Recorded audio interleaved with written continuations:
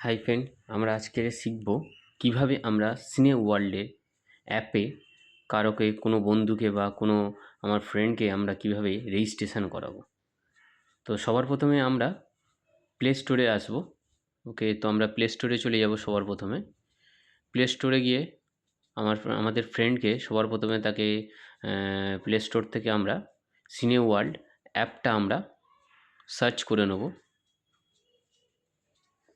ওকে, তারপরে আমরা সিনে ওয়ার্ল্ড অ্যাপটা আমরা ইনস্টল করে নেব। অলরেডি যেহেতু আমার অ্যাপটা ইনস্টল করা আছে, তো ইনস্টল করে নেওয়ার পরে আমরা অ্যাপসটা ওপেন করব। ওপেন হয়ে যাওয়ার পরে আমরা রেজিস্টারে হাত দেবো। রেজিস্টারে হাত দেওয়ার পরে এখন আমাদের অ্যাড দেখাচ্ছে, তো আমরা অ্যাডটা যতক্ষণ না হচ্ছে এবার কেটে দেবো। আমরা অ্যাডটা কেটে দেওয়ার পরে সবার প্রথমে আমরা কি করব, এখানে প্রথম অপশানটা যেখানে দেখো আমরা কি করব, এখানে আমাদের নিজেদের আইডিটা দেবো।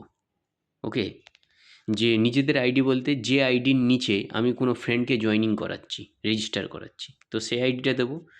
তো দেওয়ার পরে তার নাম চলে আসবে।